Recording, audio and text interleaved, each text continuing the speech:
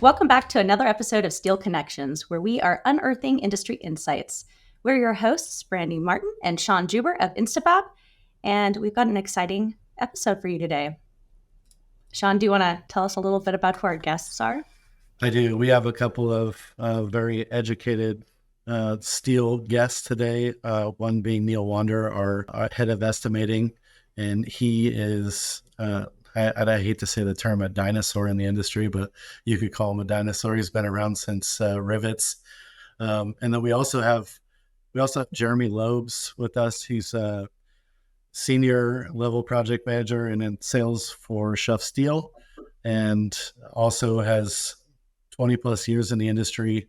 So we're excited to hear their take on some questions today. Yeah, so come on out, guys. Hey, Neil. Hey, Jeremy. Nice to be here. Hi there. Guys. Hello. Dinosaur, huh? I was wondering if he's going to throw a couple jabs in there. Yeah, that's okay. I'll get it back. This is a long recording. Good. Yeah. Well, to get us started, why don't we tell our listeners a little bit about where you guys came from, your journey to your current roles, and a little bit about you. I'll kick it over to Neil first to get us started. I started in the industry as an iron worker and transformed into management and estimating. That was in 1950, what? Yeah, it was. No. 18. Yeah, the 1800s, right? We were still making rings on wagon wheels. I'm not kidding. And then just transitioned into the office as a PM estimator probably 18 years ago. I still consider myself blue collar though. Once you're an iron worker, it's always in your blood. Still don't know how to type, but that's okay. One finger works. You're probably one of the better one finger typers I've ever seen. Yeah. 30 words per minute, 30 words per minute, no errors. I'm all over it. Yeah. Works for a calculator. That's what's important. Yeah, that's right. Well, let's kick it over to Jeremy. Jeremy, why don't you tell us a little bit about your background? My background. So I started in 1998. I knew someone in the crane and rigging industry who gave me a shot. I was hired as a safety coordinator, and from safety coordinator at Sheedy Crane and Rigging in San Francisco, I was promoted to estimator, and then project manager, and then eventually ended up working in steel around 2002, 2003, right around there. And, the rest is history. I've worked as a project manager, an estimator. I've been involved in purchasing, sales. I mean, you name it. I've pretty much done it. One thing is I've never erected steel. I've pointed to steel structures and, directed people to erect structures. Physically erecting. Yes. I am not. I'm the opposite of Neil's. I'm not an iron worker. You guys would make a power duo. And I have known Neil for 15 years, and we've worked in various companies together. It's funny when I ask you guys about how long you've known each other, it ranges from 15 to Neil will say sometimes that I've known Jeremy for 25 years. But I guess in dinosaur years, that could be 15. Yeah, wow. Yeah. He just looks 25 years older.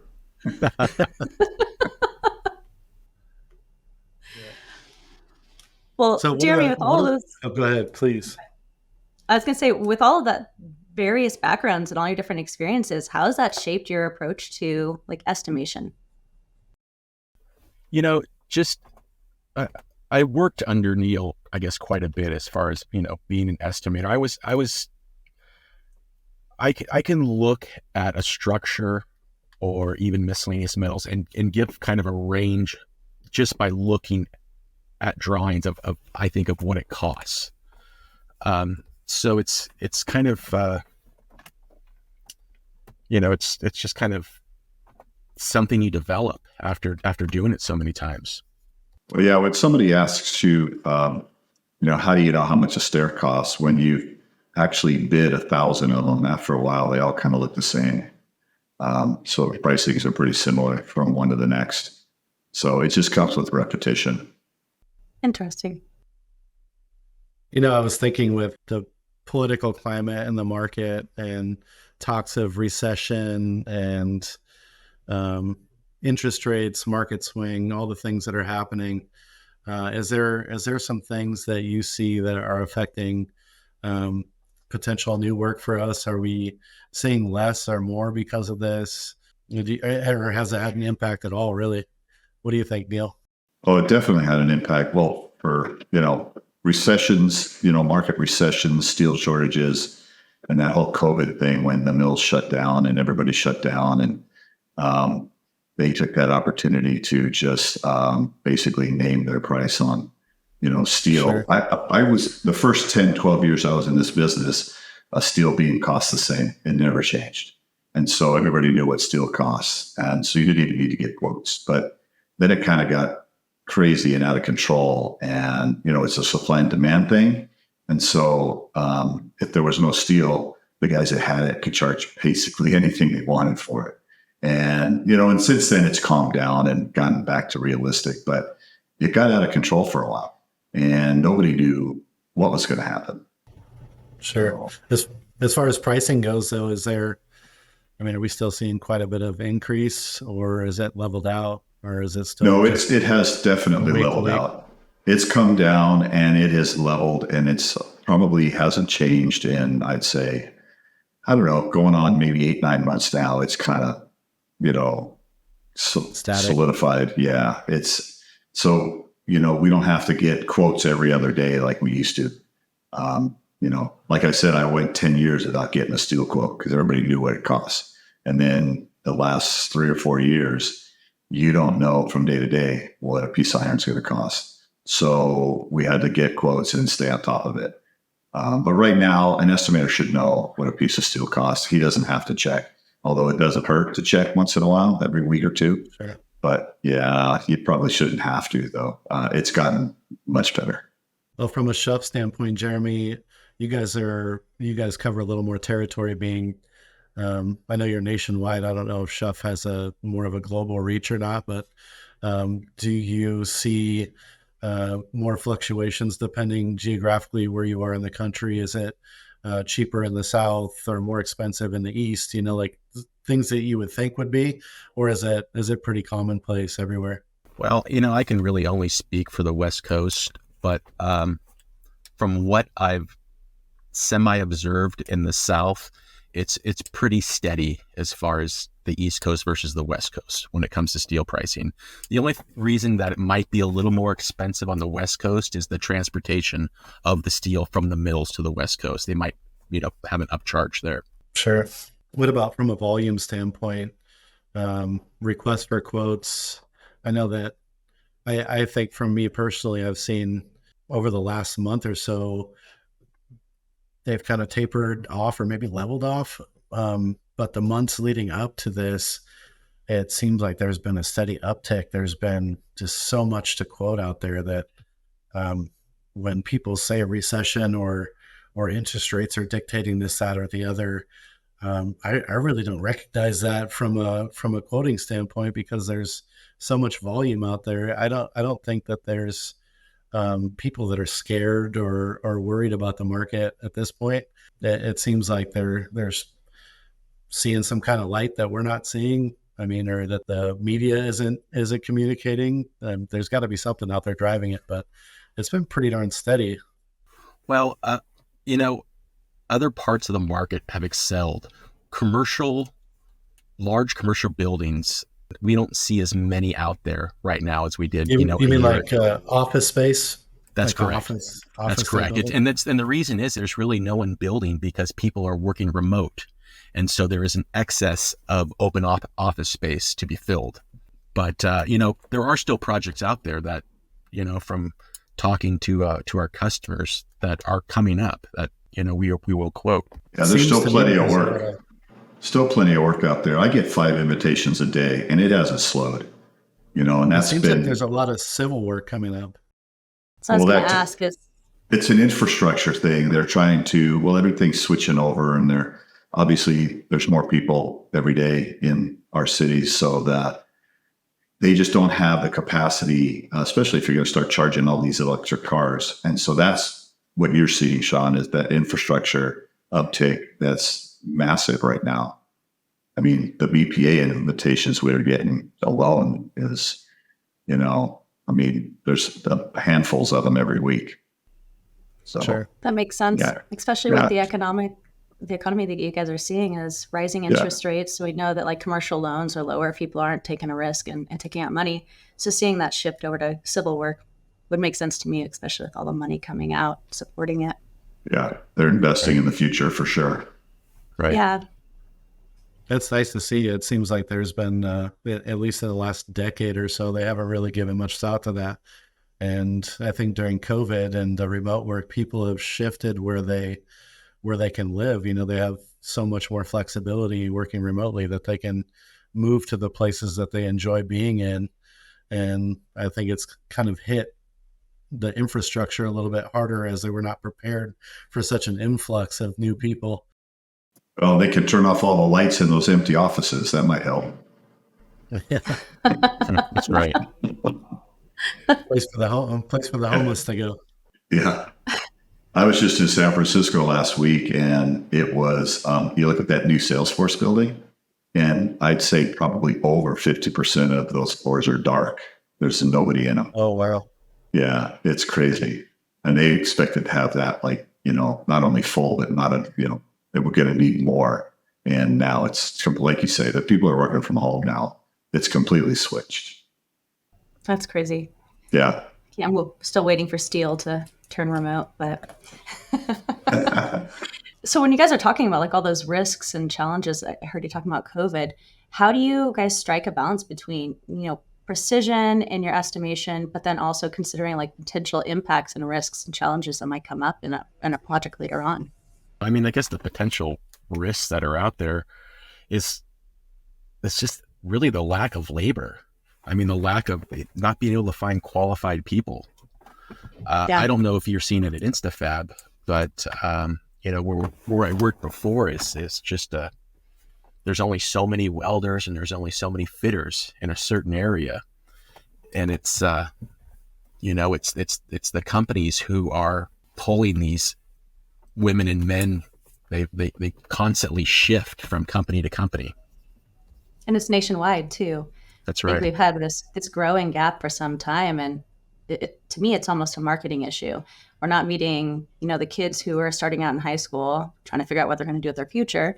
We're not meeting them at that point when they're considering the military or college or what their life path looks like. I think construction work makes good money. It's just as honorable. I don't know how many dads you talk to or anybody in a construction industry that goes by a building and doesn't say that they worked in it if they did. I mean, there's a lot of pride that goes along with it. But it's a marketing issue.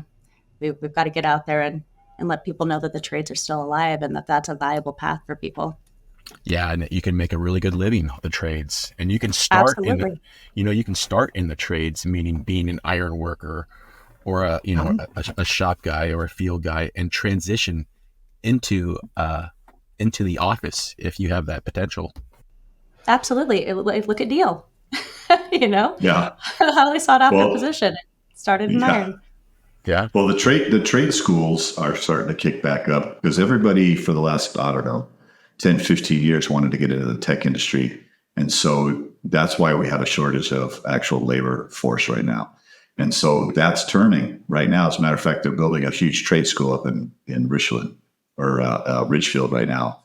I think it's an extension of one of the Clark Community College. Right? It is Clark, yeah. And so they're seeing that. They're seeing there's a shortage. So they're opening up some trade schools. And, that's a huge problem is, staffing. And I think it's worse for us than, the management positions, although we're having trouble finding managers and estimators too. But I think the trades are even worse.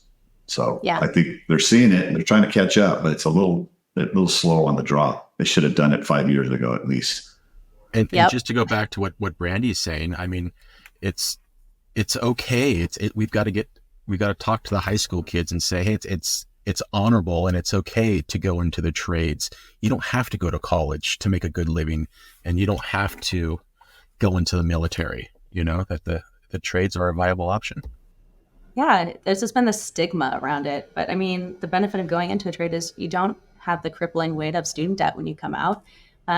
Basically have a guaranteed job, especially right now with a shortage. And yeah, it's honorable. So, and we need it as a society. I mean, we rely on the trades or we will die. We can't build buildings. We can't build our infrastructure. We can't expand. As a society, we're going to go nowhere. Yeah. And fix and the buildings that are shut down or knocked over for these natural disasters. Yep. Seismic upgrades, all of that. I think another big driver for the staffing problems has been just pure culture too. From I know growing up, my own dad was in the trades, and he came home wrecked every day. Didn't have time to do a whole lot. Didn't have time to, or it wasn't not that he didn't have time, but he just physically was spent, and there wasn't a lot extra for us as kids. Putting buildings and houses and apartments on your back your whole life that's tough work. And I would imagine that a lot of people get discouraged from that.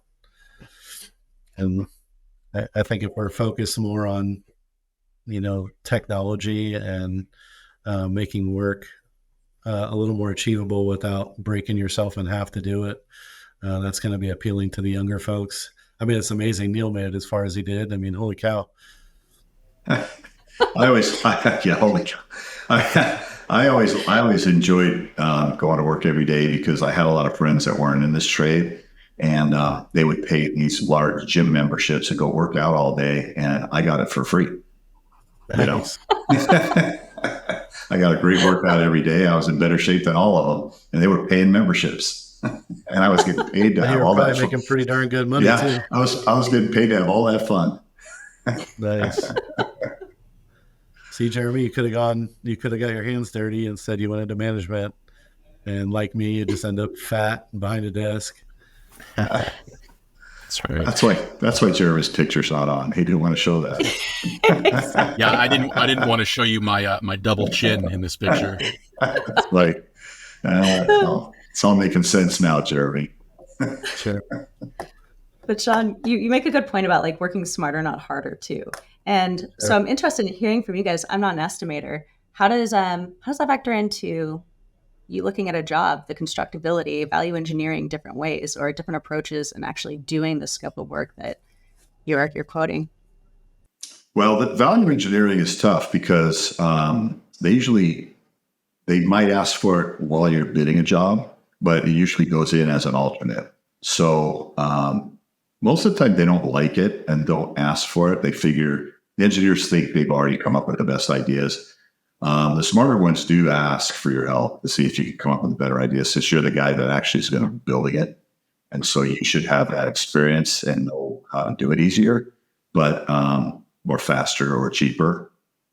But usually we don't see a whole lot of value engineering requests. I'd say maybe 1 out of 10 jobs that come through. So not all of them are getting the memo, but I think they're getting better at it. Engineers are, they're a tough cookie. They don't like when you challenge them and tell them you've got a better mousetrap because, It's true. Yeah. Dad, if you're listening to this podcast, no offense. My father's an engineer, but he will say, yes, this is true. I know everything. My dad was a mechanical engineer, so. Mine too, yeah. Yeah. But it sounds like a total lost opportunity. So I think one of the takeaways that we should be telling our customers is take advantage of the experience that the estimators have and ask for it. Ask for the value engineer. Unless you guys don't like it. I don't know if it makes your job harder, Neil or Jeremy, but. Well, it does, because you have to bid the project as they draw it. And then now you have to come up with alternate ideas, and and so that's just more work, more bidding, more pricing. So it is kind of a pain, but I mean, they appreciate your help if you come up with some ideas, but like I said, most of them don't even ask. Yeah, I agree with that. Yeah. I don't know. I see it from a different perspective though. I see it as an angle to build a partnership. And, if you do end up creating a better mousetrap for their project, that next project they come up with, they're going to say, hey man, we got to call that guy back and say, what do we do here? There might be an opportunity there that grows. I mean, we have that one where that 1 out of 10 job, that one that we're working on will remain nameless, but it's a pretty sizable project, not too far from us. And it's, I mean, they're looking for design assistants. They're in the very early stages of the project. And I think it's kind of created an opportunity for us to work hand in hand with the not only the general contractor on the job, but the architect and the engineer, and see if we can create opportunities to make their project better. And that's important, for the general contractor to award the job early and to get, an experienced steel fabricator and erector on the job who can offer, Sure. Suggestions. Yeah, I would say more often than not, we have jobs. We do a lot of, as of late, we've been doing a lot of tenant improvement projects, and those projects tend to have, they'll open a wall, there'll be a can of worms hiding in some kind of corner, something that was unpredictable. Or we recently had a project in downtown Portland that had a single canopy beam that was like 76 or 77 feet long. And the city would never allow anything that long to go through the downtown streets. So there was some issues there that were unforeseen. And had we got to, take a look at that prior to job start, we could have found an alternative or, made a suggestion down another path. I mean, we end up just having to cut the thing down into pieces so we can get it through the streets. But I mean, there could have been opportunities there that were overlooked. Yeah, that makes sense. Like, it's a win on both sides. It makes the subcontractor's job easier. We don't have to live with the decisions made before us, but then it's just an improvement for the customer in finding the best way and best approach for doing the job. Well, I'll let you in on a value engineering secret. So what typically happens is when you're estimating a job, you kind of see ways that it could be done better, but you don't want to share them. So you land the work, you kind of have that idea in your head. You're able to come in with a slightly lower price because you know how you're going to build it differently or better. And then when you do detail the job and submit the drawings, you submit it as an alternate. And they look at it and they say, okay, it looks fine. The design looks fine. Well, what's in it for me? How much savings do we get? And what you tell them is that it's not a cost savings, it's a schedule savings. When in reality, it's both. But you want to pocket the cost savings and give it to your company. And that's kind of that's a way to make a project that's borderline into a profitable project. And so as long as you can sell it to the engineer and he doesn't care that you redesigned it and it looks pretty similar, but it just will save them schedule, because schedule is super important. The faster they can open a building and rent out space, the faster they get income. So that is almost as important as cost, if not as important. So that's kind of how I look at it. I would throw safety in there too. That's always a good selling point, and it's always, right. But it's always baloney, right, Jeremy? That's just a salesman thing. No, but I mean, if you could erect the structure, in larger bents or a way where it's, you're not handling the piece so many times, that is or the big ones, like Sean was saying, the bigger ones are more dangerous for sure. That's correct. Yeah. It's nice to have a little constructability built in there, but I think as competitive as the market is, and it seems like regardless of your number, if you think that you have a great number and you're competitive, and there's still a bit of sticker shock because of the rise in pricing and everything over the last few years. So people that are reviewing our quotes, or I would say more than just our quotes, there's still that sticker shock, like when you go to a car lot and you're like, oh my gosh, man, this Honda Civic is $45,000 now. It used to be a $17,000 car 4 years ago. And here we are, double, 2.5, 3 times what the same thing used to cost pre-COVID, and the prices are definitely leveled out, but they're still taking some effect. I know that's something that we're dealing with on multiple jobs when you submit. If there's some extra work added or something, you submit pricing for it, and they're like, well, gosh, when you bid this project, that kind of work was only this dollar amount. And now, 6 months down the road, the pricing's quite a bit more. Yeah, things change it's quick. But it's reality. Yeah.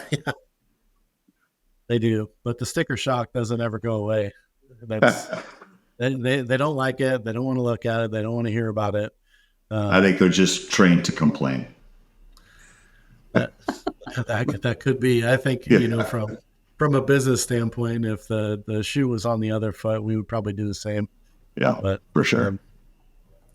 Well, yeah, especially if you don't know the changes, like the changing elements that have happened over the last couple of years too. You don't know what the price escalations are associated with. Yeah, the market's crazy. It's it fluctuates. So from a civil standpoint, Neil, what do you estimate the differences on the civil project and cost versus like a public job? Because I think that there's a big disconnect on what things should cost, especially I know in the civil jobs we do, they're expecting things to be the same as a public works, or a public job, but it's significantly more. There's so much more that goes in. Is from a management standpoint, I would say, there's the prevailing aspect of it, but even I know dealing on one of our civil projects specifically, each one of our vendors, just to buy from them, had to go through a paperwork process and be approved as a vendor to supply material for that project. So there's so much extra. How do you account for all those things when you're doing the estimate? Well, I mean, you're right. There is more costs on a civil project because there's more training, there's more safety. The steel usually has to be domestic, so that costs more. And there's a lot of little factors that'll bring that cost up. But the good news to that is that everybody has to play by the same rules when they're bidding it. So, yes, it is more expensive, but everyone's bidding it higher. So it's still the same, boat of, competition. But absolutely, it's really hard to do work on civil jobs. They're stricter about everything. They go slower. They just have more control. And maybe they don't go slower. Maybe the schedule is faster. So that costs more money too, when you expedite some. I'm just thinking about it like as a taxpayer, I'm like, why does this toilet cost $30,000 when Home Depot's got it for $220? Why is there such a huge delta? Because if you aim it in the right direction, it will wash your car. It's fancy. Jeremy, oh, brother. Fancy. Does do much civil work, Jeremy?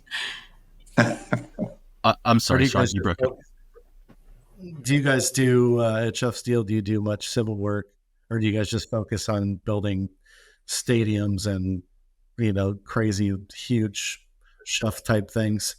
I'm working on a project for a subsidiary of DBM Global. The company is Baker Steel, which is we're all owned by the same company. It's a VA hospital in Louisville, Kentucky, and that's a challenge to say the least.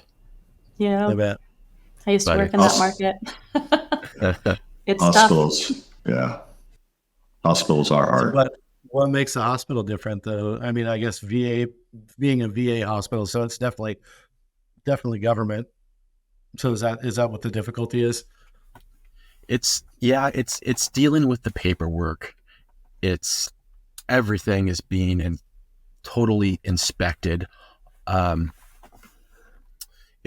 you do a job for the government, it always seems like there's a lot of too much management, if that makes sense. Where there's people looking over other people making sure they're doing their job constantly. And I think that drives the price up. Just all the redundant checks and balances. Well, they're stricter correct. too. They're stricter, and the inspection is over the top. I mean, redundancy on inspection. And so if there's an issue and something needs to be RFI'd, or a connection isn't working, or there's some kind of a clash with the steel, you have to stop work and RFI and get approved. Where, and basically you're at a standstill until the engineer chimes in with an answer. Where if it's a regular, a normal job, somebody's, apartment building, you make the fix, show them what you did, and then they approve it. That's not how it works on hospitals, though. You have to stop. You have to ask first. Yeah. No, and hospitals are built like bomb shelters too. I mean, Yep. that's got to be a place during a war or adverse weather where people, where it's a safe And you'll place be to stay. safe. Yeah, exactly.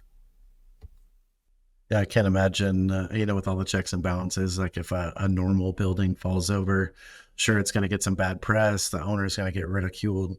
But man, a government funded building falls over, they're going to say, how come there wasn't all this redundant checks and balances? A hospital, no less. Yeah, Yeah. right. No less. What do you got on your docket this week, Neil? You got some big things in the works?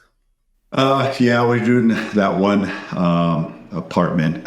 We just got modeled in that one of those guys added to the apartment package we did. I guess it's about a month ago. So it's just one more of those. It's I guess they call them mixed use. So the ground floor is usually small, businesses, Starbucks or dry cleaners, that kind of thing. Then because they don't, they like people that rent these apartments. They want stuff close by, so they don't have to go, miles to do grocery shopping or whatever. So there's lots of those being built, those mixed uses. We also have a high-rise, an office building going up, which has got a lot of tonnage, which is kind of strange. It's in Vancouver on 15th and Broadway. Yeah, it's like a 5-story building on 15th and Broadway. It's a lot of tonnage. So Nice. that's both of those are due next week. We'll be sending those out. It seems like there's been an abundance of, what would you say, like storage units and then car Storage dealerships. units. Yeah. Yeah, car dealerships out of nowhere. Yeah, storage units. Yeah. Like people have been buying all kinds of crap, and Yeah. they need a place to put it at this point. Because Yeah. I think we've looked at a dozen storage unit complexes up and down I-5 from Bellingham down to California. Gosh, they're going up everywhere. Well, I think They could what's make money. happening. Yeah, the storage unit thing is interesting because what happens is people have these large homes and then their families get smaller, like the kids grow up and go away, to college or get jobs. And so people downsize, but they still have a bunch of stuff and they don't know where to store it, for the time being. So storage units is a booming business. If you have a chance to buy one, Brandy, go get one. The company I Good. used to work for was in real estate, and that's one of the things that they always had their eye on, and they were always like, can we convert this property to a storage unit? Because they're easy They're money. lucrative, very lucrative for sure. I wish the reason I had all the crap at my house was because my kid moved out, but he's only 10, and we're avid. More Amazon- crap to come. Yeah. We buy stuff for no good reason whatsoever. Hoarders? There's empty space in the house. Let's buy something for it. Let me know when you have a yard. Let me know when you have a yard sale. So you can come up whatever you want and have it. Get it out of there. That's What about you, Jeremy? Any stuff? What am I? Well, I have a business right after this meeting. I'm meeting with a customer, and then I'm off to Kentucky on Monday to go to that VA hospital. So I will be there for 4 days, and then back to Pacific Northwest. How often are you going to projects out of the local area? Quite often, to tell you the truth. That job in Kentucky I go to, but as far as sales calls and that sort of thing, I make a lot of trips to Seattle. Sure. Seems like Chef is definitely trying to increase their presence on the in the Northwest specifically. I've seen more and more Schuff steel stuff out there than I ever have. That's a good thing. Well, it used to be an intimidating thing, right? Like now one of the biggest fabricators in the country is moving in. It's going to put all of us out of business. But I think at least the experience I've had with Schuff and you and your team has been great. And it seems like they're looking to build more partnerships than they are alienating any of us or putting us out of business. So it seems like they're just looking for partners in areas that they go, and that's definitely much appreciated for sure. Yeah, and that's true, Sean. Schuff, we don't really compete in the same market as Instafab. Schuff goes after the jobs that probably that Instafab is not interested in. Like 1,000 tons or more. It's got it's a rule of thumb. Anything over 1,000 tons, which for an average size fabricator is a huge job. That's big for us. But for a company like Schuff, with the size shops that we have, that's another Thursday. That's right. We're actually doing a 40,000 ton job in I think it's Indiana. That's one of the big ones we're working on, and the one in 40,000. Yeah, the one in Louisville, you look at it and it's huge, and it's I think it's only 13,000 tons. Oh, that's it, huh? Might take us a couple of years to do that much tonnage. I was going to say, we're interested in it. We just don't have the capacity or the capabilities yet. Soon, though. All right. So I've been dying to ask you guys this question. And I kind of alluded it to one of your questions, Jeremy, when you emailed us earlier this week. But it would be really interesting to hear your guys' thoughts about the green steel movement. Word on the street is that demand for it is increasing. And I'm interested in hearing, are you guys seeing that come through on your end? And any thoughts, concerns, challenges that you see coming out of this kind of a movement?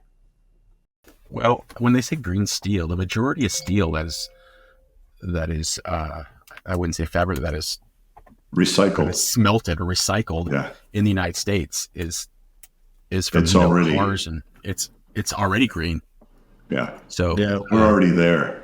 Yeah. Yeah, exactly. So it's kind of like this marketing ploy then? Is that what you guys think? Or? Yeah, we've been there. That's been a requirement for a long time. And it's not hard to do either. 85% of the steel that goes up is made from scrap that we sell to Japan, and they smelt it down and make beams out of it and sell it back to us. So we're already there. I think it's just more widely publicized now, I think is. Yeah, it is a publicity thing. Yeah. Or marketing. Yep. Is there any kind of emissions or anything like that that comes out of erecting that they might be tying to? Well, we always have to worry about the equipment we use. And it's not only that, it's noise too. But, if you're using generators, they want you to use the proper mufflers. If you're bringing a forklift or something in a building to move steel around, they want it to be an electric one. And so that you're not making, pollution. So, but we've seen that for a long time now. I think people are just, There was a company up in, I think they're in the Seattle Bellevue area that they were working on a modular style building where they were building these big modular sections and trucking them in, and they would be plumbed out. They'd have electricians would just tie in to whatever they had there, and they have their quick disconnect stuff they could just hook up super quick. And it's a completed building. It goes together like a kit, and all the plumbing and electrical is already in the walls, and they just put them together. Yeah.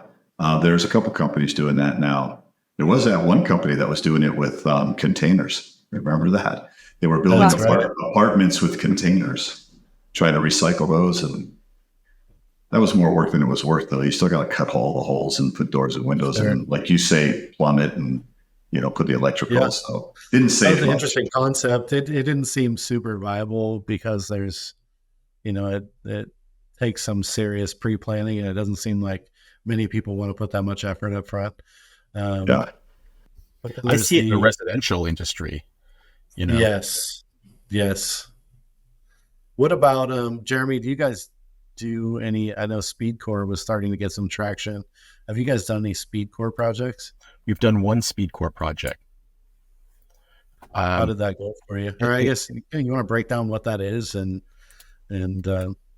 I'm not super versed on speed core, but I know that Schuff has fabricated and erected one speed core building where I'm not 100% sure, but I've heard it was very successful.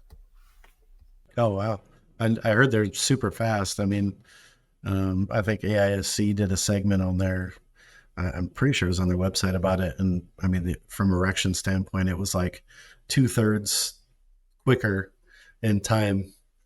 They had a building up in 3 months versus 9 months or something like that. I don't know. It was pretty substantial and impressive. I'm surprised that with that much schedule savings that they haven't had more traction there.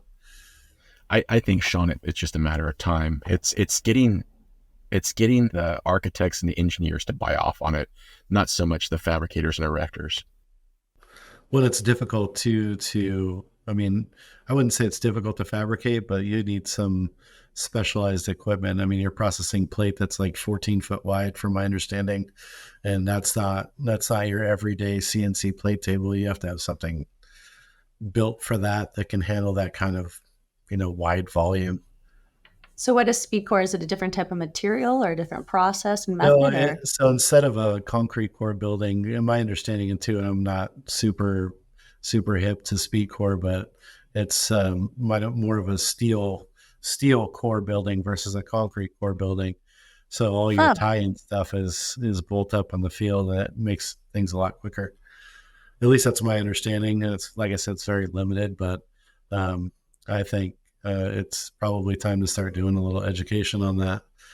I agree. Learning what we can do, because it seems to be more and more talked about. At least I only know of one or two buildings in the Seattle area. I don't think anything in Portland yet has been speed core, but it's only a matter of time, especially with that kind of time savings. If you can erect the building that much quicker, I mean, your ROI, I think, is gonna happen a lot faster for you. And what's the good thing about it is it's steel. It's not, lame concrete or wood or anything. Yeah, that's another one too. That's true. The mass timber. That's another prevalent thing, that used to be capped at 4 stories or 5 stories on a building, and they're pushing the envelope there. They're doing full high-rise buildings with mass timber. And it's a big fight right now between the Ironworkers Union and the Carpenters Union.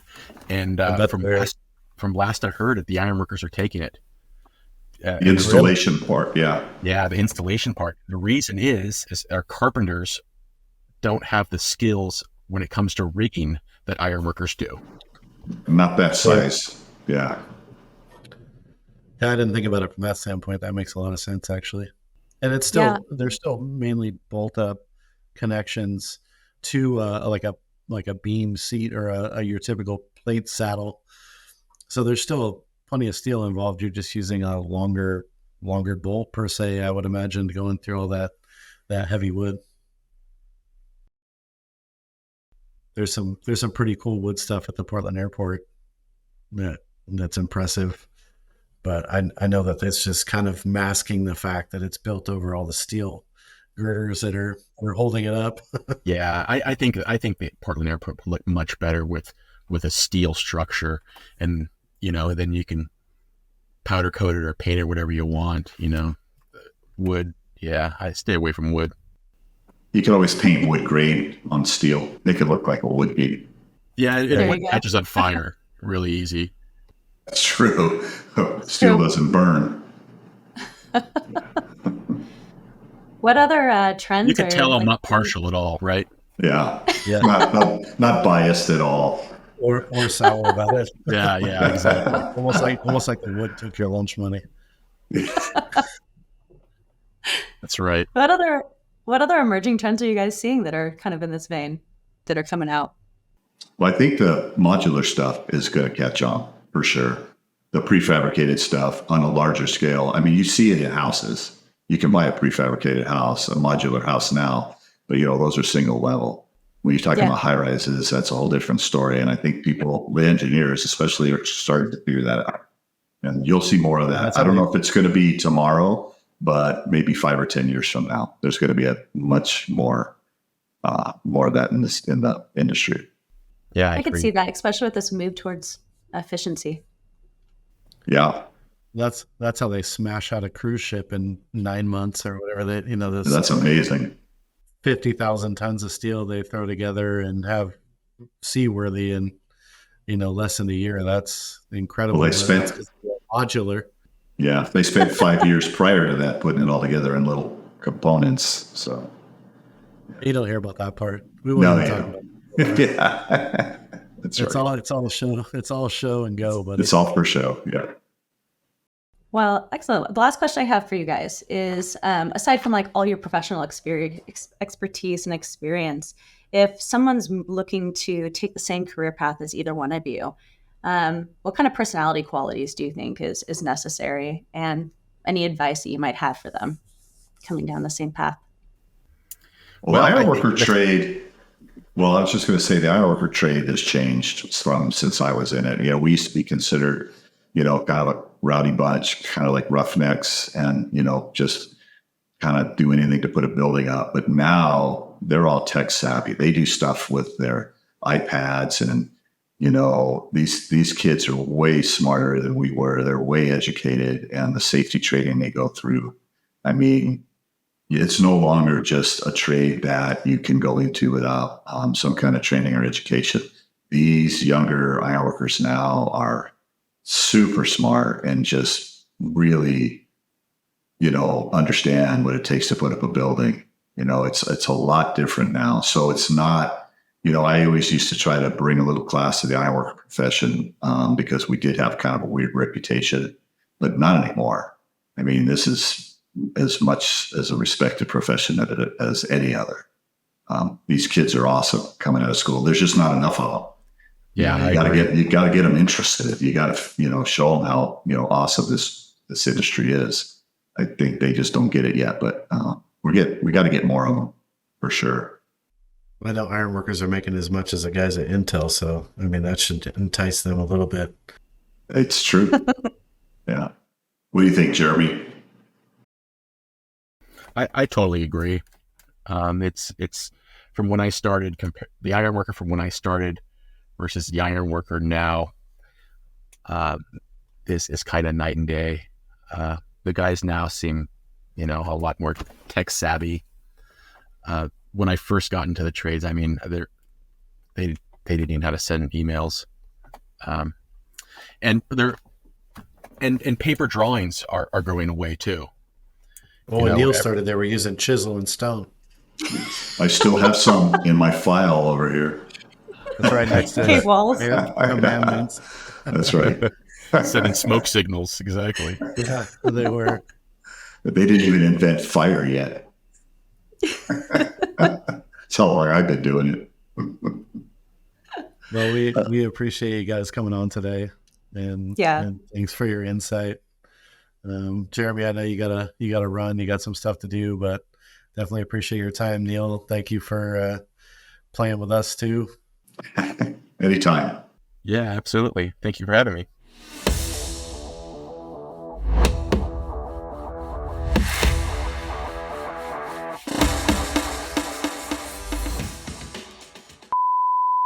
One, two, three. Oh, actually, we've got Neil out. Sorry, I'm gonna have to pause. Dinosaur, huh? That's okay. This is a long recording.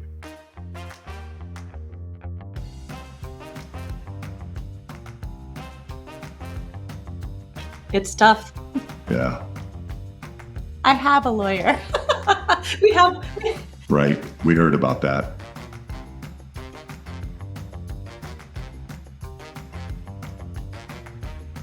We have it on retainer.